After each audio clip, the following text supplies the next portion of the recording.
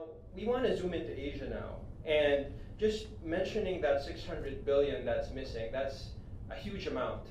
And our thesis is that, maybe in the global scenario, half of that comes from Asia, maybe. And majority of that should come from the private sector because the private sector has the talent, the human and material resources to address this gap. So that is the working thesis behind today's event. And of course, G1 will elaborate on this and give ADB's PDF initiative more clarity. Thank you, Koi. Good morning, everyone. Once again, nice to see old faces, new faces. What I would do is just to give you a little bit of background where we started, where we are, and then where we want to move ahead.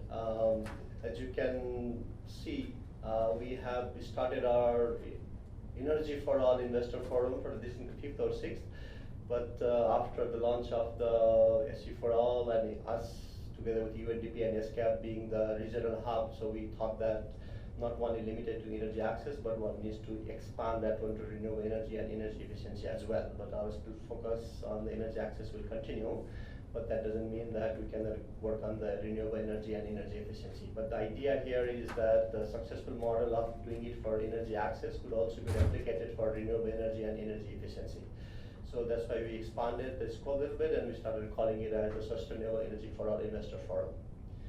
I think what Monica said is we need to convert the commitments to real actions, commitments to kilowatt hour for real people.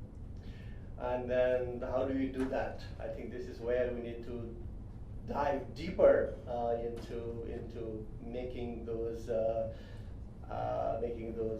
targets into real action, so that we get to provide those people who don't have electricity access, or provide renewable or increase the share of renewable energy and also energy efficiency. And in order for us to kind of concretize those big ideas, I think in real terms what we need money and we need projects at the end of the day. And how do we get projects, and how do we develop projects, and where do we get the money? I think these are the two important questions that I have, and I'm sure all of you have as well. So the question is, I think if we have lots of projects but no money, not good. But if you have lots of money but no projects, also not very good. So I think we need to have a kind of a parallel effort on developing projects, bankable, good projects, at the same time also look for money in parallel so that they match. When the project developer needs money, the money is available. When the investor needs projects, they also get the projects. I think this is the in a very simplistic way. I think that's what we are trying to do. And ADB being also a financial institution, it also gives us a little bit of more comfort on talking about finance and also talking about projects.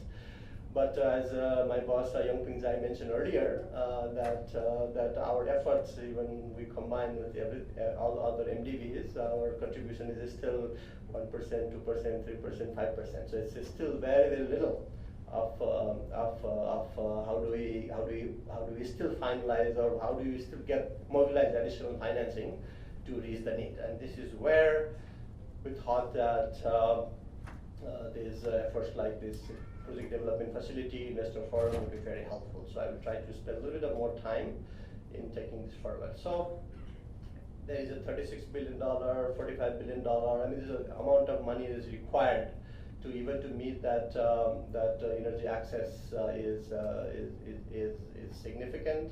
And if you look at the Asia Pacific region, and out of that 4.2 billion people, 600 million people who have access to electricity, and 1.8 billion people still dependent on biomass for heating and cooking as well. But if you look at some of the numbers here, like 45 billion and the 9 billion combined, so at least still you see that there is still a big gap of that we need to mobilize financing from other sources. ADB's energy access investment, and Mr. Zai mentioned that one earlier. And that I think what we do here is that we should begin our efforts from home itself. So meaning ADB itself has to increase its investment. And when we started our Energy for All initiative back in 2008, we were able to do that one in 50 million, 100 million type of investment for the energy access. But as you can see, it has reached to almost $1 billion, 500, 600, as you can see in the graph, it's increasing. And then we're also counting how much of investment ADB is making in the energy access space. And we're also counting the number of people that were benefiting from our investment. There was also a reference to 100 million people that was a target through our Energy for All partnership, and some of the members are also present here in the meeting. So we are counting, so now up to 86 million people, and then hopefully we'll be able to reach that 100 million also. And then if you combine it with other partners' contribution, which is what's supposed to be, I think we're almost there with 100 million people. So this gives some kind of confidence to us that if we all work together, I think even the very ambitious numbers become realistic.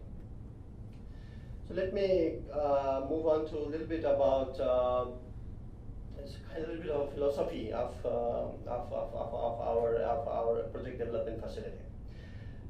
Our ideal universe, what we expect, is that there is this capital markets, and then if you look at it, the graph is capital markets is one of the most abundant sources of financing. So there's a lot of money available in the capital market. And there's also this private equity, and also financial institutions are also providing a lot of resources out there. And then we also have a clean energy companies who are reaching to the poor people. Some of them are also bringing in financing, mobilizing various sources to provide that one. And then there are end users who are we targeting. So this ideal universe can be characterized as a kind of mature capital markets, mature commercial banks, market transparency, and and then due diligence efforts there. So this is an ideal universe what we are looking at, or what we want, what we reach to. This is where capital markets are also geared towards supporting these end users. Also private equity funds are also have a very transparent and easier accessibility to the funds. And also clean energy companies are also moving towards supporting those end users as well.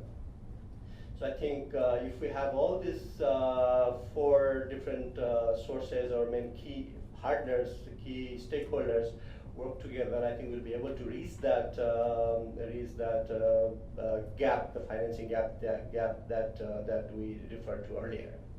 So this is the ideal universe that we all want to hope for. But the reality is that we have a fractured universe. If the universe was so ideal, then probably we don't need to do anything. So I think it would have been reached. You would have reached our goal already. But we are operating in a fractured universe. So the universe is not perfect. So what we have is that capital markets. Excuse me. So in the capital markets, they remain out of reach for various other clean energy companies. They are too difficult to access them.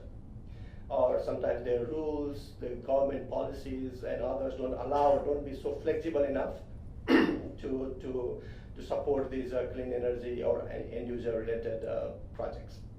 If you look at these private equity finance institutions, they prioritize large deals because their transaction costs are high, so they want to go for large ticket items, which is also understandable. But if you look at clean energy companies, they are putting their efforts, reaching out to poor people, trying this or trying that, but that scale at which they are operating is not good enough to reach to those poor people. And then sometimes they don't have access to working capital, for example, or sometimes the rules and policies makes it difficult for them to expand. So they are doing their best, but they can't expand that well. And then for end users with whom we are all targeting, are having difficulties in they don't have enough money to make the initial investment for these clean energy solutions, or the terms and conditions being offered by the clean energy companies and others don't match what they need. So this is a kind of a fractured universe that we are operating right now. So there are all these elements are there, but they are not operating at which they are supposed to. And this is where exactly the problem is. And Monica, you were mentioning earlier that we have been talking about energy access for so long. We don't have to justify the energy access is important. We all know, if you look at the country's plan, policies, some people have targets of reaching out to these people, even in the politicians' political manifesto, they have all those things. But why we still don't get those things? I think if you talk to anybody, nobody will say the energy access is not important. Everybody says it's important, and everybody trying to do that. But why we still don't have that one?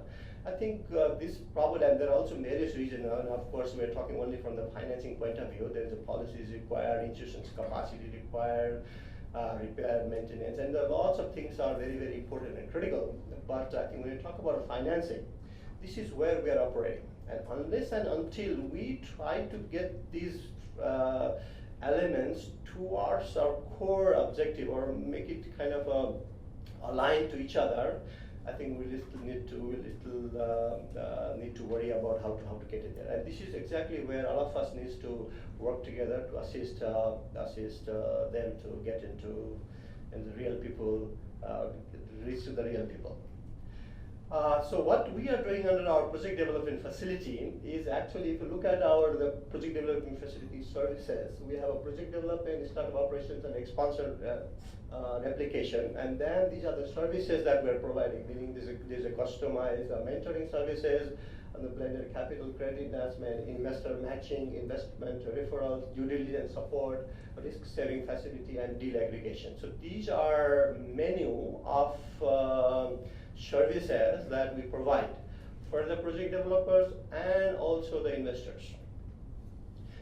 When we started our SE4All, this project development facility, I thought that investors don't need support. They have money, then they should be able to do that. But in reality, when we start talking to the investors, we quickly figure out that they have money, but they don't have people. Or the energy access type of projects are in a very, they are not, let's say, ready, so they always get a lower priority. So they go for the ones which are kind of a pre-cooked, ready to finance. So energy access projects always gets a lower priority because they are not ready.